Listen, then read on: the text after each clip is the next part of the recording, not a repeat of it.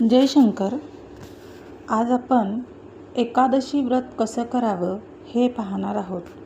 उद्या आषाढ शुक्ल एकादशी म्हणजेच देवशयनी एकादशी आहे. तर कुठलीही एकादशी असो ते व्रत कसं करावं हे आज आपण पाहणार आहोत. उपरोक्त कोणत्याही प्रकारातील एकादशी म्हणजे जसं की शयनी एकादशी, रमा एकादशी किंवा इंदिरा एकादशी, कुठलीही एकादशी असो ते व्रत कसं करायचं किंवा तो व्रताचार कसा आहे हे आज आपण पाहणार आहोत. तर एकादशीच्या दिवशी उपोषण करणे हा मुख्य व्रताचार असतो. पुराण ग्रंथातील कथेनुसार एकादशी नामक देवतेने मृदुमान्य नावाच्या दैत्याचा या तिथीला वध केला आहे आणि हीच तिथी आपण काय म्हणतो, एकादशी या नावाने ओळखतो. या रूपकात्मक कथेकडे आरोग्यशास्त्रदृष्ट्या पाहिल्यास शरीरातील पचन संस्थेत प्रतिबंध करणाऱ्या विशेष विकारांचा नाश म्हणजेच एक प्रकारे मृदुमान्याचाच वध होय. मनाचे आरोग्य हे सर्वस्वी देहाच्या आरोग्यावर अवलंबून असल्यामुळे व देहाचे आरोग्य हे पोटाच्या आरोग्यावर अवलंबून असल्यामुळे एकादशीच्या दिवशी प्राधान्यतः उपोषणास लंघन म्हणजेच निराहार राहण्याला महत्त्व दिले आहे.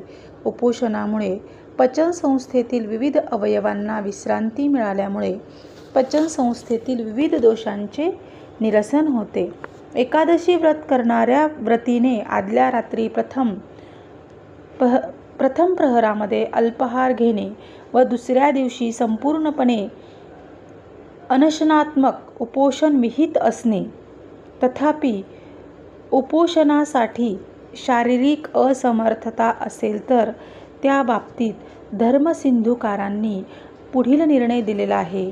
जसं की अशक्तानां तु नक्तं हविष्यान्न मनोदनं वा फलं तिला क्षीरमथांबू चाज्यं यत पंचगव्य यदि चापू वायः प्रशस्तमत्रो तरमुत्तरच्च. अर्थात अशक्तांच्या बाबतीत एकादशीच्या दिवशी नक्त म्हणजे फक्त रात्री भोजन घेणे, अनोदन म्हणजे भात न खाणे किंवा फळे, तीळ, दूध, पाणी, तूप, पंचगव्य यांच्यावर राहणे किंवा वायूवर राहणे हे उत्तरोत्तर श्रेष्ठ समजलं आहे. एखाद्या व्यक्तीला वरीलपैकी कोणतीच गोष्ट शक्य नाही आहे पण एकादशी व्रत करायचं आहे, अशा व्यक्तीने एकादशीच्या दिवशी निदान आज एकादशी आहे असं स्मरण तरी ठेवावं. त्यानिमित्ताने आपोआपच त्याच्याकडून सामिषाहार, निषिद्धाहार भक्षण, अपेयपान इत्यादी शास्त्रविरुद्ध गोष्टी बंद होऊन कालांतराने खरी एकादशी घडण्यास मदत होते. दिवास्वाप म्हणजे दिवसा झोपणे, असत्य भाषण, पशून्य म्हणजे एखाद्याविषयी खोटे नाटे सांगून चहाड्या करणे, परनिंदा व कामक्रोधादी विकारांचा उद्रेक यांचा सर्वकालीन निषेध असतोच. पण एकादशीच्या दिवशी याचा कटाक्षाने त्याग करावा.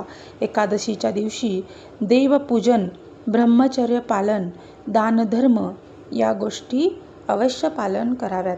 उद्या आपण असंच एकादशीचं